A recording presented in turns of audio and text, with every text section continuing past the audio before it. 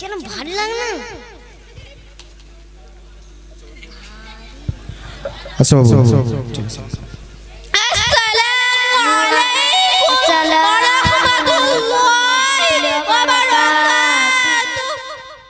ওয়ালাইকুম আসসালাম রাহমাতুল্লাহি ওয়া বারাকাতুহু। আচ্ছা বাবু তুমি তো খুব হাসছো। আচ্ছা নবী কে হন বলো?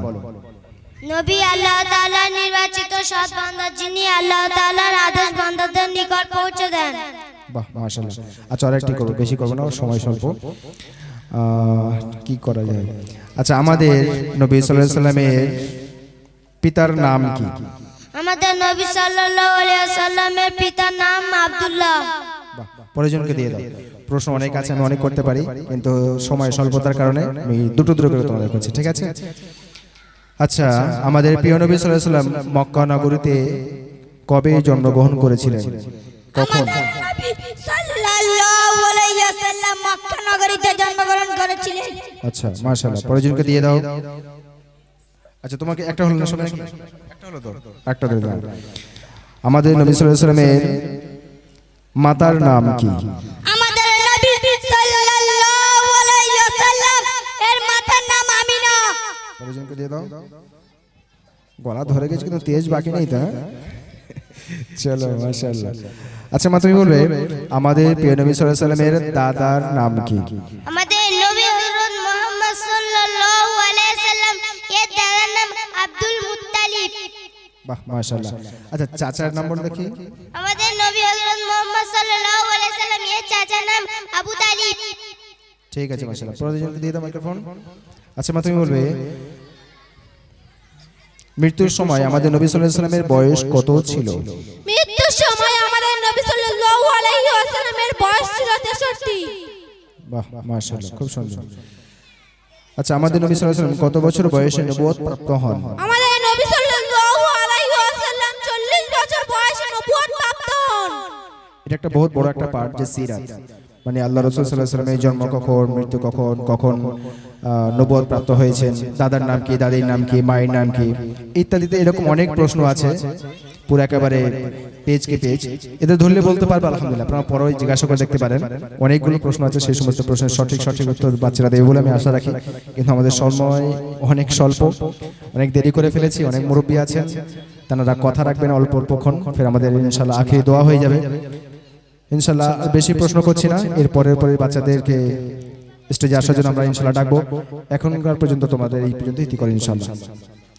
আসসালামু আলাইকুম ওয়া রাহমাতুল্লাহি ওয়া বারাকাতুহু। ওয়ালাইকুম আসসালাম ওয়া রাহমাতুল্লাহি ওয়া বারাকাতুহু। আমরা আরো একটি গজল উপস্থাপন করতে চলেছি, ইলমের গুরুত্ব, বক্তৃতা। ছোট্ট বাচ্চা আলহামদুলিল্লাহ, এই তিলপি বড় মসজিদ বিনিয়াদ মুনাজ্জাম মক্তবের ছাত্র, ইলমের গুরুত্ব সম্বন্ধে কথা রাখছে। আমরা তো স্টেজে উঠে অনেকেই মনে করে যে কি বলবো কি হয় কি ভাষা বলবো, বা বুকের মধ্যে একটু ধরপড় এরকম হয়ে থাকে যারা যারা নতুন নতুন ওঠে। কিন্তু আলহামদুলিল্লাহ এই সমস্ত বাচ্চা এখন থেকেই স্টেজে উঠে কথা বলার মতো যোগ্যতা তৈরি হয়েছে। আমরা একটু শুনে নেব আলহামদুলিল্লাহ। আসসালামু আলাইকুম ওয়া রাহমাতুল্লাহি ওয়া বারাকাতুহু। আলহামদুলিল্লাহি রাব্বিল আলামিন ওয়াস সালাতু ওয়াস সালামু আলা সাইয়্যিদিল আমবিয়াই ওয়াল মুরসালিন। আম্মা বা'দ, ফাউযু বিল্লাহি মিনাশ শাইতানির রাজীম। বিসমিল্লাহির রাহমানির রাহিম। ইকরা বিসমি রাব্বিকাল্লাযী খালাক। সাদাকাল্লাহুল আযীম।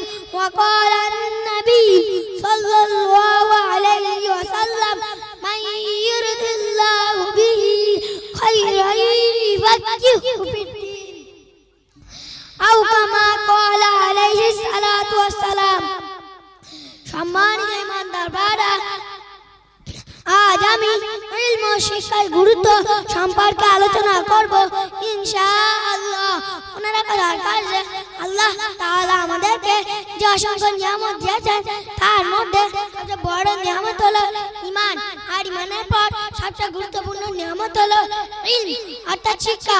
সহিহ বুখারীর ৭১ নম্বর হাদিসে বর্ণিত আছে, হযরত মুআবিয়া রাদিয়াল্লাহু তাআলা আনহু হতে বর্ণিত আছে নবী সাল্লাল্লাহু আলাইহি ওয়াসাল্লাম বলেছেন মান ইউরিদুল্লাহু বিহি খায়রান ইউফাক্কিহু ফিদ্দীন অর্থাৎ আল্লাহ তাআলা যার কল্যাণ চান তাকে দিনের জ্ঞান দান করেন। এই হাদিস দ্বারা বোঝা যায় যে দুনিয়ার নিয়ামত বা দান সম্পদের চেয়ে ইলমের মূল্য অনেক বেশি।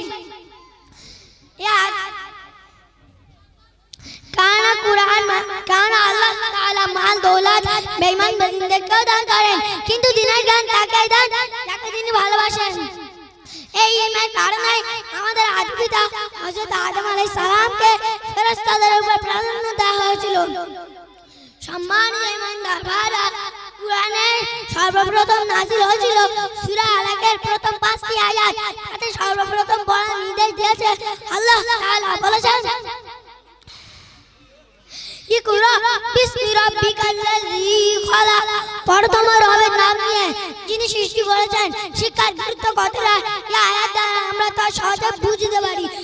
কারণ কুরআন মাজিদে আল্লাহ তাআলা আমাদেরকে বহু জিনিসের আদেশ দিয়েছেন, কিন্তু তার মধ্যে সর্বপ্রথম আদেশ হলো ইকরা, তুমি পড়ো। সম্মানিত ইমানদার ভাইরা, কোরআনে কারিমের মধ্যে আল্লাহ তাআলা আমাদের নবী সাল্লাল্লাহু আলাইহি ওয়াসাল্লামকে একথা নির্দেশ দিয়েছেন যে আল্লাহর নিকটে প্রার্থনা করবে যে হে আমার প্রভু, আমার ইলমকে বাড়িয়ে দিন। কারণ ইলমই একমাত্র মাধ্যম যে বান্দাকে আল্লাহর সাথে পরিচয় করিয়ে দেয়। ইলমি কুতুবেদি বাড়ায়। ইলম এমন একটি জ্যোতি যার দ্বারা মূর্খতা অন্ধকার দূর হয়ে যায়। ইলম এমন এক নিষ্ঠ বন্ধু যা কোনোদিন ধোঁকা দেয় না, বরং তা মানুষের সংরক্ষণ করে।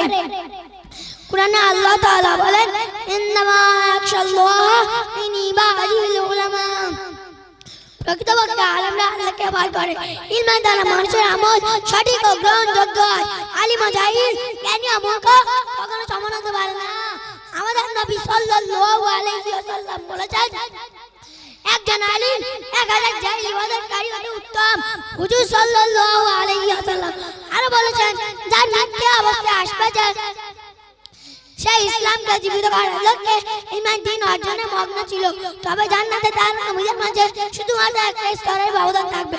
আল্লাহ তাআলা আমাদের সকলকে ঈমান দ্বীন শিক্ষা ও অপরকে শেখানোর তৌফিক দান করুন। আমিন। ওয়া আখিরু দাওয়ানা আনিল হামদুলিল্লাহি রাব্বিল আলামিন। আসসালামু আলাইকুম ওয়া রাহমাতুল্লাহি ওয়া বারাকাতুহু। ওয়া আলাইকুম আসসালাম ওয়া রাহমাতুল্লাহি ওয়া বারাকাতুহু। মাশাআল্লাহ।